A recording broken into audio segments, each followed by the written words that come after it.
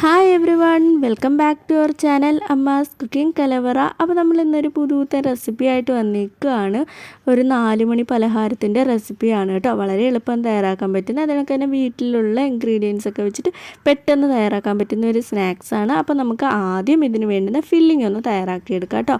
അപ്പോൾ ഞാൻ ഇവിടെ പാനിലേക്ക് കുറച്ച് എണ്ണ ഒഴിച്ച് കൊടുത്തിട്ടുണ്ട്. ഇതിലേക്ക് 2 ചെറിയ വെളുത്തുള്ളി നമ്മൾ ചെറുതായിട്ട് അരിഞ്ഞതും കൂടെ ചേർത്ത് കൊടുത്തേക്കാം. ഇതിലേക്ക് നമുക്ക് ഇനി വേണ്ടതെന്ന് വെച്ചാൽ ഒരു പച്ചമുളക്. ഞാനിവിടെ ഒരു പച്ചമുളകാണ് കേട്ടോ എടുത്തിരിക്കുന്നത്. അപ്പോൾ ഒരു പച്ചമുളക് ചെറുതായിട്ട് അരിഞ്ഞതും അതിനൊക്കെ ഒരു ചെറിയ കഷ്ണം ഇഞ്ചിയും ചെറുതായിട്ട് അരിഞ്ഞതും കൂടെ ചേർത്ത് കൊടുക്കാം. ഇനി നമുക്കിതിലേക്ക് സവാള ഉള്ളി ചേർത്ത് കൊടുക്കാം. അപ്പോൾ ഞാൻ ഇവിടെ എടുത്തിരിക്കുന്ന ഒരു സവാളയാണ്. അപ്പോൾ അത് ചെറുതായിട്ട് അരിഞ്ഞതും കൂടെ നമുക്കൊന്ന് ചേർത്ത് കൊടുക്കാം. ഇനി നമുക്ക് ഇതിലേക്ക് കറിവേപ്പിലയും കൂടെ ചേർത്ത് കൊടുക്കാം. ഇനി നമ്മുടെ സവാള ഒന്ന് വാടി വരണം. അതിനുശേഷം നമുക്ക് മസാലകളൊക്കെ ഒന്ന് ചേർത്ത് കൊടുക്കാവുന്നതാണ് കേട്ടോ. അപ്പോൾ ഞാൻ ഇതിലേക്ക് ആവശ്യത്തിന് ഉപ്പും കൂടെ ഇട്ട് കൊടുത്തതിന് ശേഷം നമുക്കിനി ഇതൊന്ന് വാട്ടിയെടുക്കണം. അപ്പോൾ അതിലെ ഉള്ളിയൊക്കെ നന്നായിട്ട് വാടി വന്നിട്ടുണ്ട്. ഇനി നമുക്കിതിലേക്ക് പൊടികൾ ചേർത്ത് കൊടുക്കാം. ഒരു 1/4 ടീസ്പൂൺ അളവിന് മഞ്ഞൾപ്പൊടിയും 1 ടീസ്പൂൺ അളവിന് മുളക് പൊടിയും 1 ടീസ്പൂൺ അളവിന് കുരുമുളക് പൊടിയും അതിനൊക്കെ തന്നെ 1/4 ടീസ്പൂൺ അളവിന് മസാലയുടെ പൊടിയും ചേർത്ത് കൊടുത്തിട്ടുണ്ട്. അപ്പോൾ നമ്മൾ എരിവ് ഓരോരുത്തരുടെ അനുസരിച്ച് വ്യത്യാസം വരുത്തുക. അപ്പോൾ നമ്മൾക്ക് ഇനി കുറച്ച് വെള്ളം മതി കേട്ടോ. കുറച്ച് വെള്ളവും കൂടെ ഒഴിച്ച് കൊടുത്തതിന് ശേഷം ഒന്ന് കുക്ക് ചെയ്തെടുക്കുക. അപ്പോൾ ഞാൻ ഇതിലേക്ക് മല്ലിയിലയും കൂടെ ചേർത്ത് കൊടുത്തിട്ടുണ്ട്. ഇനി നമുക്കിതിലേക്ക് 1 ടേബിൾ സ്പൂൺ അളവിന് തേങ്ങ തിരുമിയതും കൂടെ ചേർത്ത് കൊടുക്കാം കേട്ടോ. അപ്പോൾ നിങ്ങൾക്ക് വേണമെങ്കിൽ കുക്ക് ചെയ്ത ചിക്കനൊക്കെ ഈ ടൈമിൽ നമുക്ക് ചേർത്ത് കൊടുക്കാം. ഇനി ഫിഷ് വേണമെങ്കിൽ ഫിഷ് ഒക്കെ ചെയ്ത് കൊടുക്കാം കേട്ടോ. അപ്പോൾ നമുക്ക് ഇനി ഇതിലേക്ക് ടൊമാറ്റോ സോസ് ചേർത്ത് കൊടുക്കാം. അപ്പോൾ ടൊമാറ്റോ സോസ് ഇല്ലെങ്കിൽ തക്കാളി പേസ്റ്റും നമുക്കിതിലേക്ക് ചേർത്ത് കൊടുക്കാവുന്നതാണ് കേട്ടോ.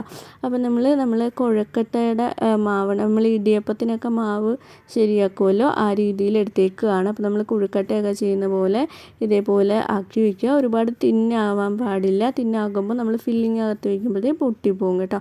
അപ്പോൾ അത്യാവശ്യം കട്ടിക്ക് തന്നെ ഇതേപോലെ ചെയ്തെടുക്കുക. അപ്പോൾ ഇതെല്ലാം നമ്മൾ ഇതേപോലെ ചെയ്തെടുത്തിട്ടുണ്ട്. ഇനി നമുക്ക് വേണ്ടതെന്ന് വെച്ചാൽ ഇതിനകത്ത് ഈ ഫില്ലിങ്സ് ഒക്കെ വെച്ച് കൊടുക്കാവുന്നതാണ്.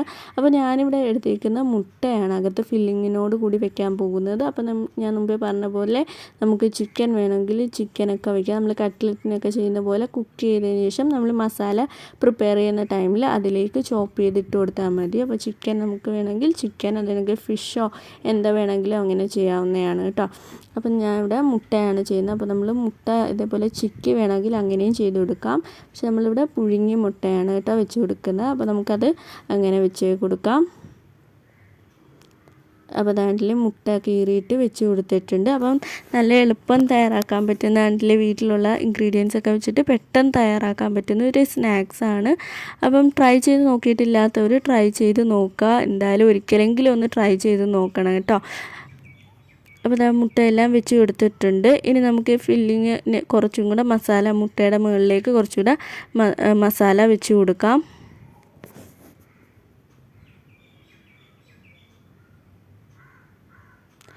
ഇനി നമുക്ക് നമ്മൾ കൊഴുക്കട്ടയൊക്കെ കവർ ചെയ്യുന്ന പോലെ മസാല ഉള്ളിലേക്ക് വെച്ചതിന് ശേഷം ഇതേപോലെ മാവ് നമുക്ക് ഇതേപോലെ പ്രസ് ചെയ്ത് കൊടുക്കാം. നമുക്ക് ഇഡ്ഡലി തട്ടിലൊന്ന് പുഴുങ്ങിയെടുക്കേണ്ട താമസമേ ഉള്ളൂ. പെട്ടെന്ന് തയ്യാറാക്കാൻ പറ്റുന്നതാണ്.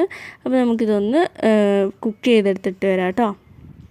ഒരു 10-15 മിനിറ്റ് കൊണ്ട് കുക്കാവും. നമ്മൾ മസാലയൊക്കെ കുക്ക് ചെയ്തതാണ്. ഇനി ആ മാവ് ഒന്ന് വെന്ത് കിട്ടിയാൽ മതി കേട്ടോ. അപ്പോൾ അതിൽ നന്നായിട്ട് കുക്കായി കിട്ടിയിട്ടുണ്ട്. വളരെ എളുപ്പം തയ്യാറാക്കാൻ പറ്റും. ഇതൊക്കെ ഹെൽത്തി ആയിട്ടുള്ള റെസിപ്പി തന്നെയാണ്.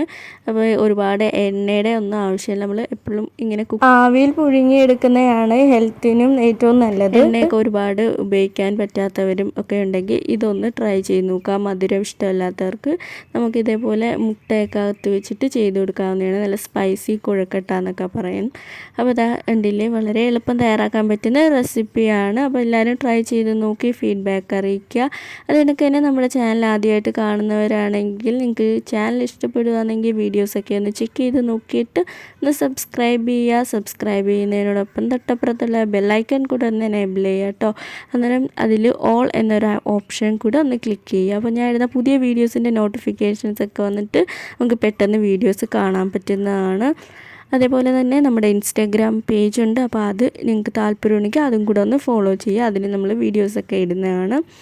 അതേപോലെ എല്ലാവർക്കും വീഡിയോസൊക്കെ ഇഷ്ടപ്പെടുകയാണെങ്കിൽ തീർച്ചയായും സബ്സ്ക്രൈബ് ചെയ്യാതെ കാണുന്ന ഒരുപാട് ഫ്രണ്ട്സ് ഉണ്ട്. അപ്പോൾ നിങ്ങൾ ഒന്ന് സബ്സ്ക്രൈബ് ചെയ്യുക കേട്ടോ.